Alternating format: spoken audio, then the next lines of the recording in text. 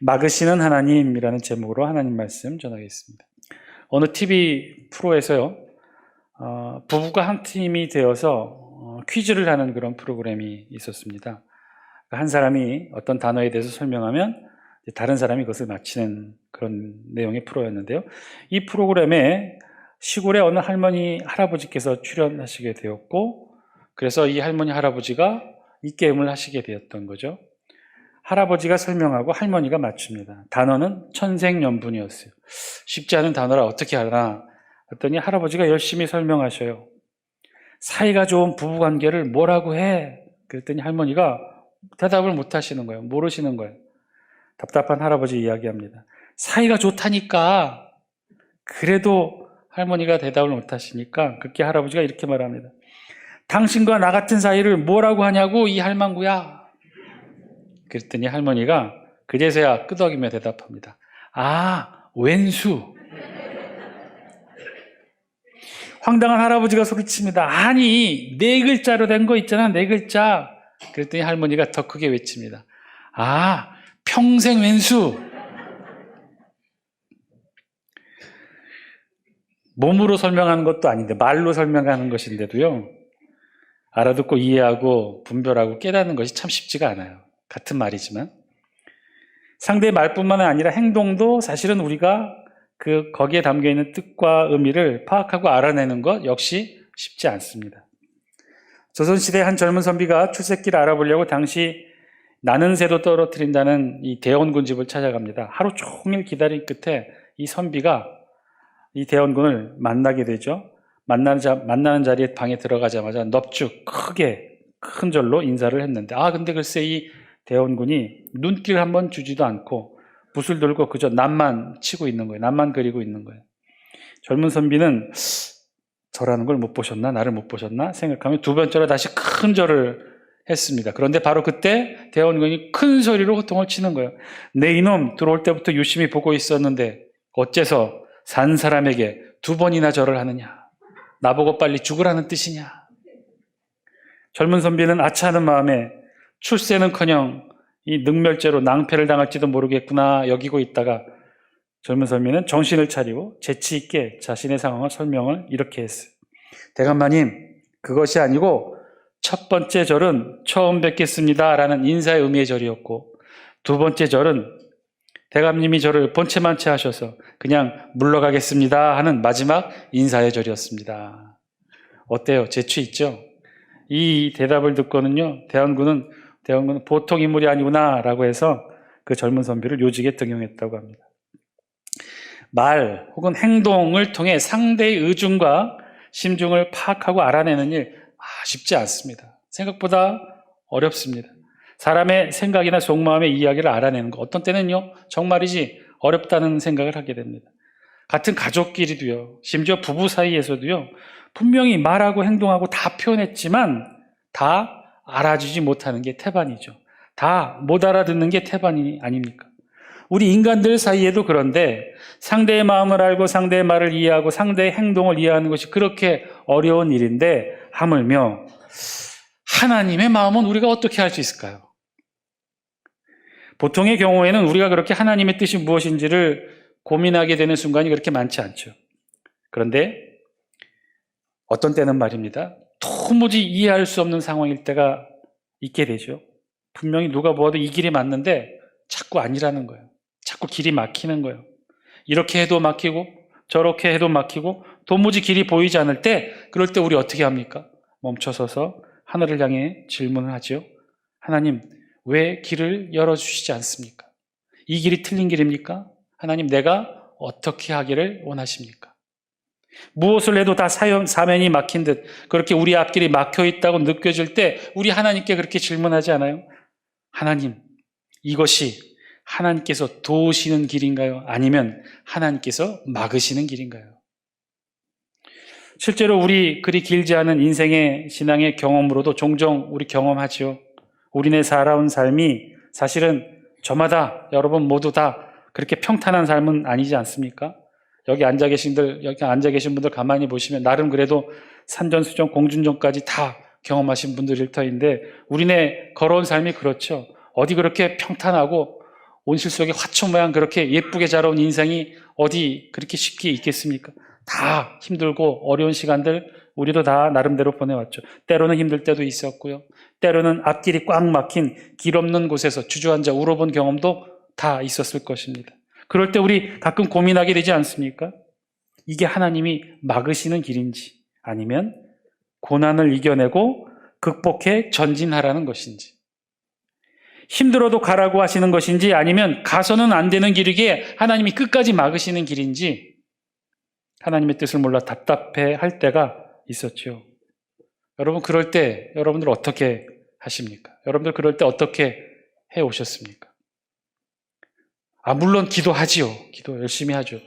그럴 때조차 기도 안 하는 신앙인들이 어디 있겠습니까? 기도합니다. 그런데 기도하고 어떻게 하냐 이 말이죠. 미국의 알라바마주의 한 마을에는요, 그 마을 입구에 이런 기념비가 세워져 있다고 합니다. 뭐라고 쓰여져 있냐면요, 목화를 갉아먹어 우리에게 번영을 준 베빌이라고 하는 베빌에게 깊은 감사를 표한다.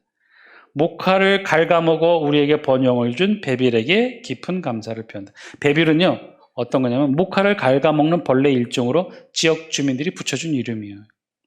본래 알라바마주는요, 목화를 재배하며 주된 수입을 올리는 그런 지역이었어요. 대대로 100여 년 넘게 목화 재배 지역이었어요. 그런데 어느 날부터 갑자기 전혀 알 수 없는 일이 벌어집니다. 목화가 탐스럽게 익어 수확을 거둘 무렵에 목화가 알 수 없는 병에 걸려서 다 시들어 버리는 거예요. 후에 알아본 결과 이 베빌이라는 벌레가 목화를 모두 갉아먹어 치우는 바람에 목화 농사가 다 망쳐진 것이었어요. 농부들은요, 커다란 절망과 시리에 빠졌답니다. 그에만 일어나는 일이 아니었어요. 그 다음에도 당시에는요, 약도 없었고요. 그냥 소수무책으로 그 드넓은 목화밭이 망가지는 것을 농부들은 바라보아야만 했죠. 바로 그때 땅콩에 관해 일가견을 가지고 있었던 카바 박사라는 사람이 돌아다니며 이렇게 외쳤어요. 목화를 뽑고 땅콩을 심자. 목화를 뽑고 땅콩을 심자. 처음에는요, 그 박사의 외침을 농부들이 다 안 믿었어요. 받아주지 않았어요. 그런데 달리 방법이 없게 되자 하나 둘 카바 박사의 말대로 목화를 뽑고 그 자리에 땅콩을 심기 시작합니다. 그랬더니 놀라운 일이 벌어졌어요. 땅콩 재배가 대성공을 거두게 된 것입니다. 목화 재배 때보다도 오히려 더 많은 이윤을 얻게 됐던 거예요. 그리고 시간이 지나 전체적으로 미국 전역에 목화 산업이 침체해지게 되자 대부분의 다른 목화를 재배하던 농부들은요, 시름시름 앓고 있었을 때 유독 이 알라바마 주민들만큼은요, 활기차게 땅콩 재배로 큰 부를 쌓게 됩니다. 급기야 알라바마의 땅콩은요, 이제 전 세계 명성을 얻는 이 지역을 살리는 효자 작물이 된 것이죠. 베빌이라는 그 벌레가 그들의 목화를 갉아먹었을 때 그들은 목화 농사를 다 망쳤다고 위기를 느꼈을 거예요. 그러나 그것은 결국 새로운 축복으로 나아가는 과정이었고 결국 알라바마의 농민들에게 있어 이 베빌이라는 벌레는요, 저주가 아닌 축복이었던 셈이죠. 자, 이 이야기는 이렇게 되어집니다. 그런데 여러분, 사실 우리 이런 이야기들 종종 듣죠. 소위 위기를 기회로 만든 이야기, 어려움이 오히려 또 다른 축복의 기회로 이어진 이야기, 우리 많이 듣습니다. 그런데요, 여러분, 이런 이야기들의 진짜 핵심이 어디에 있는지 아십니까? 이런 이야기들의 진짜 핵심이 무엇인지 아십니까? 모든 이들에게 다 어려움은 찾아오죠.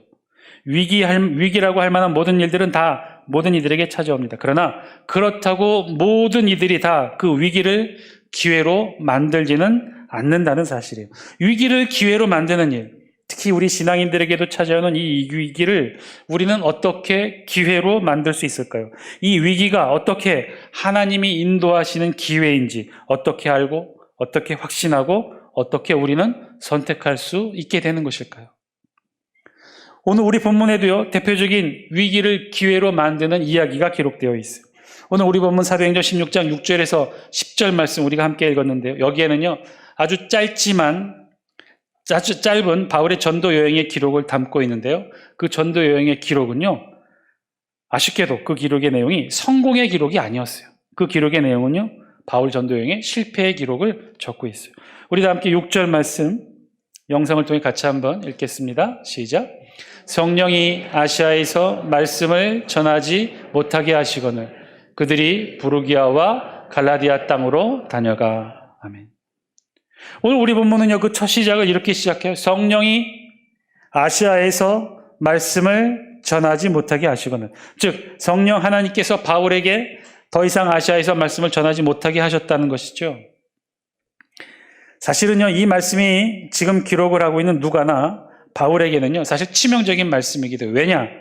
바로 이 6절 말씀 바로 앞부분의 5절 말씀에는요, 어떤 내용이 기록되어 있느냐? 거기에는요, 바울의 전도의 성공의 내용이 아주 거창하게 기록되어 있어요. 우리 5절 말씀 같이 한번 영상을 통해 읽어보겠습니다. 시작. 이에 여러 교회가 믿음이 더 굳건해지고 수가 날마다 늘어가니라. 아멘. 5절에는요, 불과 한 절 앞에 5절에서는요, 바울의 이 사역이 성공했다고 기록하고 있어요. 여러 교회가 믿음이 더 굳건해지고 수가 날마다 더 늘어가니라. 수가 늘어가니라. 바울 2차 전도 여행의 목적 중에 하나가 지난 시간에도 말씀드렸다시피 1차 전도 여행 때 세워졌던 교회를 돌보는 것이라고 그랬죠. 특히 최종의 결정이었던 예루살렘 사도의 결정사항을 1차 전도 여행지에 세워진 교회에 돌아다니면서 바울이 알려주고 가르쳐주고 지키게 하는 것이 2차 바울의 전도 여행의 목적이었다고 그랬습니다. 즉 바울이 1차 때와 같이 복음이 전해지지 않은 지역에 찾아가서 복음을 전하는 것이 주된 목적이 아니라 2차 때의 주된 목적은 어떤 거였냐면요. 1차 때 이미 복음이 들어가고 그 복음에 따라 교회가 세워지고 성도들이 함께 예배드리는 그 교회에 가서 성도들을 다독이는 거예요. 돌보는 거예요. 그리고 말씀으로 가르쳐 지키게 하는 것이었어요. 바울은요, 그렇게 했어요. 이미 세워진 교회를 돌보고 가르쳐 지키게 하는 것이었어요. 그런데 놀라운 일이 일어납니다. 5절 말씀처럼 그렇게 바울이 여러 교회를 가르쳐 지키게 하니 어떤 일이 일어났느냐? 교회가 믿음이 굳건해졌다고 그랬어요. 그리고 그 교회의 성도의 수가 날마다 늘어갔다는 거예요. 즉 바울이 직접 복음이 전해지지 않은 새로운 도시로 가서 복음을 전하고 교회를 세우는 것으로 전도한 것이 아니라 바울은 그저 1차에 세워진 교회를 돌보고 든든히 믿음을 굳건하게 한 것뿐이었는데 그런데 그 교회가 부흥하게 된 거예요. 그 교회가 성도 수가 날마다 늘어나게 된 거죠. 오늘 우리 성경 5절은요. 그 성공의 이야기를 기록했어요. 바울은 그렇게 1차 선교 여행지의 코스를 쭉 돌아가면서 그 교회들을 굳건히 했어요. 그랬더니 그 교회가 부흥하게 된 거예요. 날마다 성도 수가 늘어났다는 거예요. 그런데 5절 이어 갑자기 6절에 와서는 5절까지의 성공적인 교회 부흥에 뒤이어 바울 전도의 사역도 성공을 이루어야 되는데 그렇지가 않았다는 거죠. 실패하게 되었다는 거예요. 그 실패의 이유를 우리 성경은요, 더 독특하게도 이렇게 기록해요. 성령이 아시아에서 말씀을 전하지 못하게 하셨기 때문이다. 그러니까 5절과 6절의 내용을 살펴보면 우리 지도 한번 보실까요? 지도에 보면요, 바울은 1차 전도 여행지 더베, 루스드라, 이고니온, 비시디아, 안디옥에서는요 쭉 돌아가면서 자신이 세운 교회를 돌며 믿음을 더 굳건히 했고요. 그에 따라서 그 지역에 있는 교회들이 다 부흥했다는 거예요. 그리고 나서 바울은 어떻게 했느냐? 비시디아 안디옥까지 교회를 다 돌보고는요. 아마도 우리 성경에 자세하게 기록하고 있지는 않지만 1차 때 복음을 전하지 못했던 그 위쪽, 즉 서북 지역으로 계속해서 복음을 전했던 것 같아요. 우리 성경 지도에 의하면 동그라미 쳐져 있는 부르기아, 또 그 위쪽으로 아시아, 또 더 위쪽 끝으로 무시아 지역, 그 지역들을 돌면서 아마 바울은 계속해서 복음을 전했던 것 같아요. 그런데 복음을 전하려고 했는데 우리 성경에 보니까 6절에 보니까 어떻게 했다고요? 성령이 복음을 전하지 못하게 막으셨다는 거죠. 우리 성경 6절은 그 내용을 기록해요. 그렇게 기록했던 그 내용 후반부에 보면요. 그들이 부르기아와 갈라디아 땅으로 다녀가. 바울이 그 부르기아 땅으로 갔다는 것이죠. 부르기아 땅에서 그렇게 복음을 전했는데 결국은 성령이 막았다는 거예요. 복음 전하는 걸 막았다는 거예요. 그렇게 바울의 전도 사역이 실패했다는 거예요. 그리고 7절에 이어집니다. 7절 우리 같이 한번 읽습니다. 시작. 무시아 앞에 이르러 비두니아로 가고자 애쓰되 예수의 영이 허락하지 아니하시는지라. 아멘. 그러니까 6절에서는요. 아시아에서 바울이 복음을 전하는 것을 성령이 막으셨다고 그랬죠. 그리고 7절에서는요. 어떤 일이 있었느냐. 무시아 지역에 도착했는데 바울이 부르기아를 거쳐 아시아를 거쳐 이제 무시아에 도착했다는 거예요. 부르기아에서도 아마 복음을 전했을 것이고 아시아, 중간에 있는 아시아 지역에서도 복음을 전했을 거예요. 그런데 성령이 다 막았다는 거예요. 그래서 하는 수 없이 무시아까지 가서 7절에 보니까 무시아에 이르러 비두니아로 가고자 했어요. 비두니아는 어디냐면요, 여러분 보시기에 동북 방향에 있는 붉은색 지역이에요. 그 비두니아 지역이에요. 바울은 이쪽으로 가고자 했는데, 그런데 어떻게 됐다고요? 예수의 영이 나타나 허락하지 않았다. 그것조차 막았다는 것이죠. 무시아는요, 지도에서 보면 바울이 계속해서 서북 지역으로 전도해 오던 아시아, 이 소아시아 지역의 끝이에요. 이제 무시아 넘어서는 바다가 있고요. 그 너머에서는 대륙이 바뀌어요. 유럽 대륙으로 이어져요. 그러니까 아시아의 끝에 무시아를 도착한 거예요.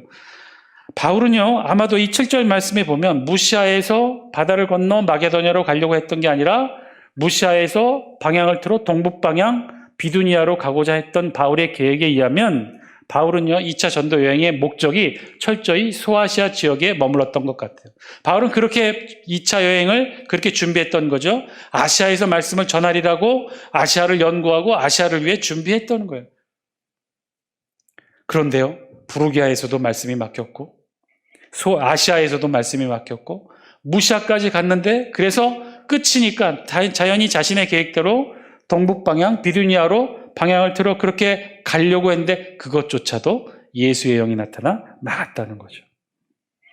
그러니까 다시 보면요, 바울은요, 사실 애초에 바울의 2차 전도 여행의 목적의 계획에는요, 유럽으로 건너갈 계획이 바울에게는 아예 없었던 거죠. 그저 소아시아 지역을 잘 전도하려는 것이 바울의 목적이었던 것 같아요. 그런데 부르기아에서도 막히고 아시아에서도 막히고, 그러니 무시아 지역 끝에 가서는 이 비두니아 동북 방향으로 가려고 했던 것이죠. 그런데 오늘 성경에 보니 그 길마저도 예수의 영이 허락하지 않아 막았다는 거예요. 자, 6절은 성령이 전하지 못하게 막았다고 했고요. 7절은 예수의 영이 나타나 허락하지 않고 막으셨다고 그랬어요. 자, 구체적으로 어떤 방법으로 예수의 영과 성령님이 막으셨는지 우리 성경이 자세하게 언급되어 있지는 않아요. 단지 바울의 길을 막으신 그 주체를 6절에서는 성령, 7절에서는 예수의 영으로 표현하고 있어요. 이는 각각 다른 주체로 표현하려는 의도는 아닌 것으로 보여요.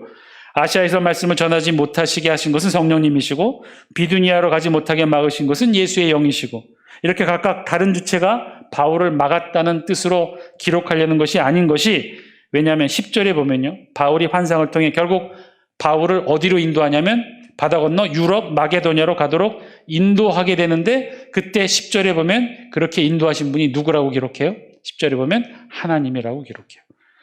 그것으로 보아 6절에는 성령님, 7절에는 예수의 영, 10절에는 하나님, 즉 삼위일체 하나님을 뜻하는 것이죠. 성령 하나님, 성자 하나님, 성부 하나님이 결국 바울의 길을 막고 유럽으로 인도하셨다는 거예요. 결국 바울의 길을 막고 유럽으로 인도하신 것은요, 성령 하나님, 성자 하나님, 성부 하나님, 즉 하나님이 그렇게 막으셨다는 걸 오늘 우리 성경이 이렇게 달리 표현하며 강조했던 것이죠. 그랬어요. 바울의 길을 철저하게 막았어요. 복음 전도하는 것도 막고 비두니아로 전도의 방향을 트는 것도 막았어요.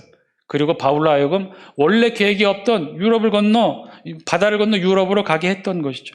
그렇게 바울은 다 막혀있는 곳에 도달하게 됩니다. 그래서 바울이 어떻게 했느냐? 결국은 무시아에서 비두니아 동북쪽으로 가지 못하고 오히려 남쪽 드로아라고 하는 항구 도시로 가게 됩니다. 이 항구 도시에서 바울이 결국 환상을 보게 되죠. 9절 말씀이에요.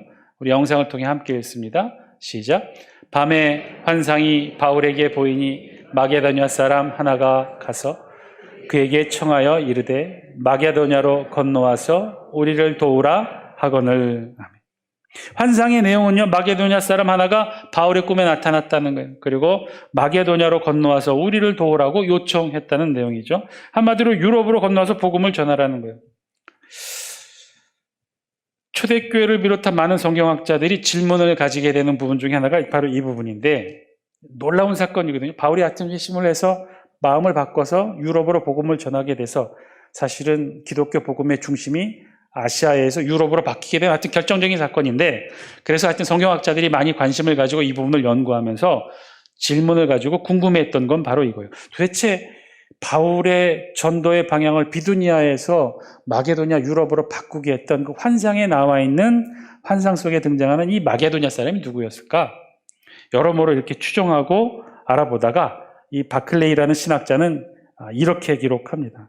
바울의 환상에 나오는 마게도냐 사람을 누구로 추정하냐면요, 당시 세계를 제패했던 알렉산더 대왕이 아니었나 그렇게 추측해요. 이유는요, 마치 알렉산더가 무력으로 유럽에서 아시아를 정복했던 것처럼 바울 너는 복음으로 아시아에서 유럽을 정복하라, 뭐 이런 의미를 전하는 메시지였기에 그 마게도냐 사람이 알렉산더였을 것이라 그렇게 추측하는데, 이건 뭐 상상력이 풍부한 신학자의 의견이었죠. 어쨌든 많은 사람들이 궁금해하지만 우리 성경이 자세하게 기록하고 있지 않아 바울의 환상에 나타난 그 마게도냐 사람이 누구인지는 몰라요. 그러나 어쨌든 이 사람이 나타나 복음의 빛이 없는 당시 유럽의 암흑 흑암 속에서 영적인 갈급함을 드러내며 호소했던 마게도냐의 어떤 인물이 나타나 바울에게 도움을 요청했다는 거죠. 자, 어쨌든 바울은 드로아에서 환상을 봅니다. 복음을 간절히 필요로 하는 마게도냐 한 남자의 모습을 통해 건너와서 우리를 도와라는 음성을 듣습니다. 아시아에서 말씀을 전하는 것도 막히고 비두니아 동쪽으로 가려는 것도 막히고 이러지도 저러지도 못하는 바울에게 환상을 통해 나타난 거죠. 에게의 바다를 건너 유럽 마게도냐로 건너와 우리를 도우라. 자, 바울은요, 이때 이 상황에서 이 환상을 어떻게 이해했을까요? 바울은 이 상황을 어떻게 이해하고 받아들였을까요? 복음 전하는 것도 막히고 북동쪽 비두니아 가는 것도 막히고, 그런데 꿈의 환상을 통해 마게도냐 사람이 나타나 이리로 오라고 하는 이 환상을 보고 바울은 어떻게 선택하고 결정하게 되었을까요? 사랑하는 장수교 성도 여러분, 오늘 말씀을 통해 우리에게도 주시는 하나님의 음성을 저와 여러분들이 들을 수 있게 되길 바랍니다. 위기, 어려움, 사면이 꽉 막힌 듯한 이 암울함, 좌절, 실패, 우리도 다 때로는 겪어왔었죠. 겪어보았죠. 정말 출구라고는 하나도 보이지 않는 그런 꽉 막힌 듯한 상황을 우리도 다 경험해 보았습니다. 여러분 기억을 한번 떠올려 보세요. 여러분들도 그렇게 꽉 막힌 듯한 그러한 상황에서 여러분 어떻게 하셨어요? 여러분 어떻게 하셨습니까? 물론 기도했지요. 기도 안 하는 크리스찬이 어디 있겠습니까?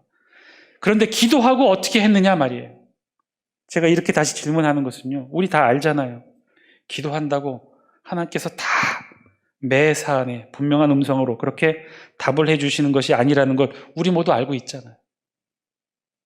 기도하시고 여러분 어떻게 하셨습니까? 기도하고 아무런 음성이 들리지 않을 때 여러분들은 어떻게 선택하고 결정하셨습니까? 오늘 본문에 바울이 위대한 것은요, 바로 여기에 있어요. 바울이 어떻게 했느냐? 10절 말씀, 우리 영상을 통해 같이 한번 읽겠습니다. 시작. 바울이 그 환상을 보았을 때 우리가 곧 마게도냐로 떠나기를 힘쓰니 이는 하나님이 저 사람들에게 복음을 전하라고 우리를 부르신 줄로 인정함이러라. 아멘. 사랑하는 장수교 성도 여러분, 말씀을 통해 주시는 하나님의 분명한 음성, 이 시간 저와 여러분들도 듣게 되길 바랍니다. 여러분, 바울이 지금 어떻게 한다고 합니까? 우리가 곧 마게도냐로 떠나기를 힘쓰니, 마게도냐로 떠나기를 힘썼다. 즉 마게도냐로 드로아에서 배를 타고 유럽 대륙으로 건너가기로 힘있게 결정했다. 확신 있게 결정했다. 그런 뜻이죠. 여러분, 제가 아까 말씀드렸지만 원래 바울의 계획은 무엇이었나요? 유럽으로 가는 것이었나요? 아니요. 바울은 한 번도 유럽으로 가는 걸 생각해 본 적이 없었어요. 소아시아에서 복음을 전하는 것이 2차 바울 전도 여행의 목적이었고 계획이었어요. 그걸 위해서 1년 동안 차분히 준비해 왔던 거예요.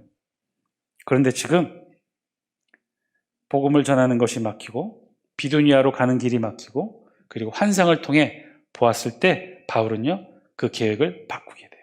유럽으로 가기로 계획을 바꿨다는 거예요. 아시아에서 복음을 전하고 무시아에서 아시아 대륙 끝에서 다시 동북 방향으로 또 다른 아시아 다른 지역으로 복음을 전하는 것이 원래 바울의 계획이었는데, 그런데 그런 계획을 바꾸게 되었다는 거예요. 언제? 바울이 그 환상을 보았을 때, 성령이 길을 막고 예수의 영이 길을 막고 그리고 환상을 보았을 때 바울은 배를 타고 유럽으로 건너가 복음을 전하기로 확신 있게 자신 있게 결정했다는 것이죠. 왜요? 왜 그렇게 결정한 것일까요? 우리가 조금만 더 생각해 보면요, 바울이 이렇게 결정한 것이 정말 특별한 은혜의 선택이었어요. 왜냐하면요, 바울이 원래 계획한 대로 소아시아에서만 복음을 전하기로 만약에 끝까지 자기 주장을 굽히지 않았다면요, 여기서도 막히고 저기서도 막히고 드로아에서 그러면 항구에서 배를 타고 어떻게 했을까요? 얘라 모르겠다, 유럽으로 가겠다, 그렇게 선택했을까요? 아니요. 다시 아시아, 다시 안디옥 교회, 수리아의 안디옥 교회로 다시 돌아오는 일이 더 쉬운 결정이었을 거예요. 왜냐하면 그 길은 누구보다도 잘 아는 길이었고 그 길을 위해 열심히 준비했기 때문에 그렇게 했죠. 그런데 바울 그러지 않았어요. 자신의 계획을 다 바꾸고 배를 타고 유럽으로 건너가기로 결정합니다. 무엇 때문에 이런 결정을 했을까요? 우리 성경이 그 사실을 이렇게 기록해요. 10절 우리 다시 한 번만 보여주실래요? 두 번째 줄 끝에 이는부터 함께 읽습니다. 시작.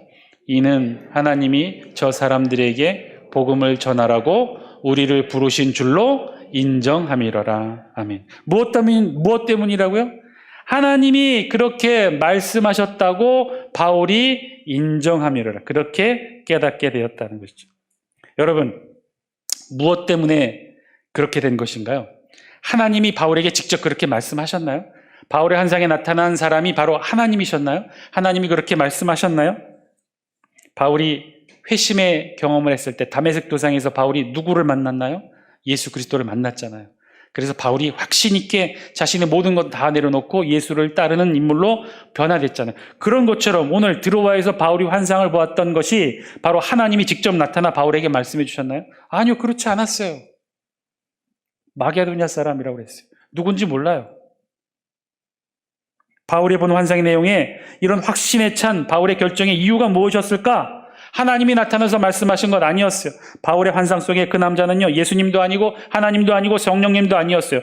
알렉산더였는지 마게도냐의 한 복음의 목마른 촌부였는지 알 수는 없으나 최소한 삼위일체 하나님은 아니었다는 거예요. 그러면 도대체 바울은 무엇 때문에 이런 판단에 확신을 갖게 되었던 것일까? 이는 하나님이 저 사람들에게 복음을 전하라고 우리를 부르신 줄로 인정함이로라. 바울은 어떤 근거로 이렇게 판단을 하고 결정하게 되었던 것일까? 그 마지막 힌트는요, 마지막 단어에 담겨 있어요. 10절 마지막 단어. 복음을 전하라고 우리를 부르신 줄로 인정함이로라. 인정. 우리말 번역은 인정했다고 그랬는데요. 헬라의 원어의 뜻은요, 조금 복잡해요. 복합적인 단어예요. 함께 짜맞추어 한 몸을 이루다, 뭐 이런 뜻이에요. 즉, 그러니까 그냥 스스로 결정해서 확신한 것이 아니라 여러 가지 상황을 고려하고 그리고 여러 사람의 의견들을 조합해서 그래서 판단하여 결정을 내렸다는 거예요, 바울이. 이 모든 것들을 놓고 보았을 때 아시아에서 복음을 전하는 것 성령 하나님이 막으시고, 무시아에서 북동쪽 비두뉴아로 방향을 트는 것 역시 예수의 영이 막으시고, 그리고 환상을 통해 보여주는 이 모든 것들을 보았을 때, 그리고 자신과 함께 동역했던 다른 사람들과 함께 상의해 보았을 때 이것이 하나님이 우리를 배를 타고 유럽으로 건너와 복음을 전하라고 하는 그 하나님의 뜻이었다라고 그렇게 인정하게 되었다는 거예요. 하나님의 뜻을 확인했고 그 뜻을 받아서 순종하여 그렇게 해서 따르겠다라고 결정했는데, 그런데 그 과정이 바울로서도 몹시 고민이 되었던 것인 것 같아요. 아니, 최소한 바울도 스스로 혼자 독단적으로 결정한 것이 아니라 치열한 갈등과 고민을 했음을 간접적으로 우리 성경에 표현하고 있는데, 그 사실은요, 우리 10절에 있는 내용에 나와 있어요. 우리 10절 다시 한 번만 보여주실래요? 여러분 10절을 이렇게 쭉 눈으로 한번 보셔요. 눈으로 한번 보시면서 10절에 유독 이상한 표현이 있는 거 역시 여러분 혹시 보셨나요? 혹시 사도행전 끝까지 필사도 하시고 우리 계속해서 묵상해 왔는데 이때쯤이면 뭐라고요? 10절에서 이상한 특징적인 표현, 반복해서 사용된 단어가 있어요. 그 단어가 뭘까요? 자세히 보시면요, 우리라는 단어예요. 우리라고 했어요. 우리. 이게 왜 이상하느냐? 사도행전 16장 10절 이전에는요, 모든 주어가 바울, 그 혹은 이렇게 3인칭이었어요. 그런데 사도행전 16장 10절 이후에는요, 다 주어가 우리예요. 우리. 이 이야기는 무슨 뜻이에요? 우리란 뜻이 뭐죠? 나를 포함한 우리, 함께 있는 사람을 뜻하죠. 여러분, 나가 여기서 누굴까요? 사도행전에 나가 누굴까요? 사도행전을 기록한 그 당사자겠죠. 사도행전을 기록한 사람이 누구죠? 벌써 다 잊으셨어요. 누가복음을 기록한 누가가 그 후속편으로 사도행전도 기록했다고 했죠. 그래서 사도행전 누가가 기록했어요. 오늘 성경 사도행전 16장 10절을 통해 바울의 전도 여행에 누가가 같이 합류합니다. 그래서 누가는 기록하면서 16장 10절부터 우리라고 자신 있게 쓴 거예요. 여러분, 이 내용이 무슨 내용이냐면요, 바울이 지금 이 상황, 아시아에서 복음도 막히고 무시아에서 가는 길도 막히고 그래서 이상한 환상을 보게 되었는데 이게 어떤 뜻인가? 여기에 과연 하나님이 어떤 뜻을 담고 계신가? 아시아의 끝 무시아에서 바울이 고민할 때 혼자 고민한 것이 아니었다는 거예요. 여기에는요, 디모데도 함께 고민했고 여기에는요, 누가도 함께 이 전도 여행에 동참하며 이 고민의 과정이 함께 했었다는 거예요. 바울은 이 결정, 즉 성령이 전도를 맡고 예수의 영이 길을 막고 그리고 환상을 보는 이 모든 상황, 하나님이 우리를 유럽으로 이끄시는 계획임을 심사숙고하여 함께 논의한 자들이 있는데 그들이 누구냐? 바울과 함께 2차 전도여행의 동반자였던 디모데와 그리고 오늘 사도행전을 기록한 누가였다는 거죠. 그만큼 바울은요, 이 중요한 결정을 디모데와 누가와 함께 고민해서 결정을 내렸던 것이에요. 이는 하나님이 저 사람들에게 복음을 전하라고 우리를 부르신 줄로 인정함이로라. 사랑하는 장수교 성도 여러분, 우리도 많은 어려움을 겪고 있죠. 우리도 때로 길이 막힐 때가 있어요. 이렇게 해도 실패하고 저렇게 해도 실패하고 어떻게 해도 나아지지 않는 경우들 우리도 많이 겪어왔죠. 어떤 때는 우리가 서 있는 이곳이 벼랑 끝 같을 때도 있었어요. 그럴 때 여러분 벼랑 끝에 섰다고 생각할 때 여러분들 어떻게 하셨습니까? 사방을 에워싸 다 막히고 그저 벼랑 끝으로 몰아지게 될 때 여러분들은 그 벼랑 끝에서 어떻게 하셨습니까? 당연히 기도했겠죠. 그런데 그 기도 어떻게 하셨습니까? 이 벼랑 끝에서 우리를 구원하여 주옵소서. 이 막힌 길이 열리게 하여 주옵소서. 여러분 이렇게 기도하셨습니까? 그런데요, 만약에 하나님의 뜻이 우리가 벼랑 끝에서 기적적으로 하나님 손에 의해 구원되어지는 것이 아니라 우리가 벼랑 끝에서 떨어지기를 원하시는 것이라면 여러분 어떻게 하시겠습니까? 혹은 우리 앞에 꽉 막힌 길이 절대로 열려지지 않게 되기를 하나님이 원하셔서 끝까지 그 길을 막고 전혀 다른 길, 우리에게 익숙치 않은 길, 원치 않은 길로 가기를 원하시는 것이 하나님 뜻이라면 여러분 어떻게 하시겠습니까? 벼랑 끝에서 떨어지는 것이 하나님의 뜻이라면 이 길이 아니라 이 길은 절대로 하나님이 원하시는 길이 아니었다면 그래서 전혀 다른 길을 찾는 것이 하나님 뜻이라면 여러분 어떻게 하시겠습니까? 우리는 어떻게 해야 될까? 우리가 전혀 상상하지 못했던 길, 한 번도 예측해보지 못했던 방법, 그냥 벼랑 끝에서 떨어지는 것이 하나님이 원하시는 것이라면 우리는 어떻게 해야 될까요? 우리가 거쳐온 수많은 그 막다른 길, 벼랑 끝에서 우리는 어떻게 해왔습니까? 어떤 결정을 해왔나요? 하나님의 뜻을 찾고 그것조차도 하나님의 뜻이라면 받아들이고 순종하는 삶의 결정을 해오셨습니까? 어떤 시인의 시입니다. 제목이 천길 벼랑 끝이란 제목이에요. 천길 벼랑 끝 100m 전 하나님이 날 밀어내신다. 나를 긴장시키려고 그러시나? 10m 전 계속 밀어내신다. 이제 곧 그만두시겠지.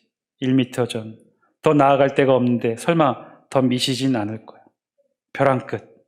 아니야, 하나님이 날 벼랑 아래로 떨어뜨릴 리가 없어. 내가 어떤 노력을 해왔는지 너무나 잘 아실 테니까. 그러나 하나님은 벼랑 끝자락에 간신히 서 있는 나를 아래로 밀어내셨다.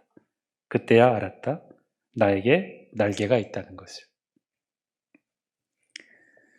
벼랑 끝에서 웃게 하시는 하나님의 은혜라는 책을 쓴 강준민 목사님은요, 책에서 이렇게 기록하고 있어요. 하나님이 우리를 벼랑 끝으로 몰아가시는 이유는 우리 안에 담아두신 하나님의 날개를 보여주시기 위해서입니다. 벼랑 끝에서 발견한 날개는 우리 안에 있는 잠재력을 말합니다. 그것은 상상조차 할 수 없는 놀라운 힘입니다.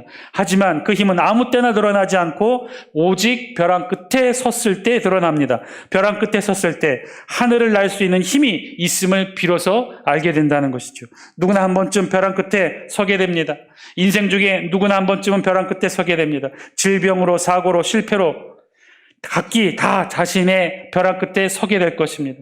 당신이 처한 벼랑 끝이 무엇이든지 하나님이 함께 하시면 그 벼랑 끝은 인생의 끝이 아닌 새로운 시작이 될 것입니다. 그래서 벼랑 끝은 하나님이 역사하시는 능력의 장소이자 축복이 임하는 은혜의 장소입니다. 사랑하는 장수께 성도 여러분, 혹시 지금 있는 여러분 계신 그곳이 벼랑 끝에 있다고 생각하십니까? 지금 내가 있는 자리가 벼랑 끝이라 하더라도 하나님의 인도하심을 믿고 신뢰하시는 여러분 되시길 바랍니다. 그러면요, 그 자리가 비록 벼랑 끝이라 하더라도 하나님이 인도하신 자리라면, 하나님이 그렇게 이 모양 저 모양으로 막으시며 나를 인도하신 그 자리가 벼랑 끝이라 한다 하더라도 바울처럼 순종하고 받아들이시기 바랍니다. 끝까지 하나님을 신뢰하시기 바랍니다. 거부하지도 마셔요. 되돌아가려고 하지도 마셔요. 다른 길 다 막으시고 하나님이 결국 이곳으로 인도하셨다면요, 이곳 벼랑 끝도 하나님이 인도하신 축복의 길임을 깨달으시기 바랍니다. 이것도 하나님의 인도하심에서는요 아주 중요한 길이 될 거예요. 우리 눈에는 벼랑 끝이고 아무 길도 보이지 않지만 그 벼랑 끝을 향해 한 걸음 내딛게 될 때 아무것도 보이지 않는 그 허공에서부터 하나님이 인도하시는 축복의 길이 펼쳐지게 될 줄 믿습니다. 하나님이 그것으로 가게 하시기 위해 하나님이 그토록 우리를 인도하신 것 아닐까요? 바울이 전혀 생각지도 못한 바다를 건너 유럽으로 복음을 전하게 되어서 오늘날 복음이 전 세계에 아름답게 확산되어 꽃피는 그 이유가 되었던 것처럼, 그렇게 바울이 벼랑 끝으로 미시는 하나님의 뜻을 온전히 받아들이고 순종했던 것처럼 우리도 그렇게 하나님의 인도하심을 받아 순종할 수 있는 저와 여러분 되시기를 바랍니다. 그러면 벼랑 끝에서 하나님의 능력이 임하게 되고 바로 그곳에서부터 하늘의 축복이 시작될 것입니다. 하나님이 막으시는 그곳, 하나님이 새롭게 여시는 축복의 길이 될 줄 믿습니다.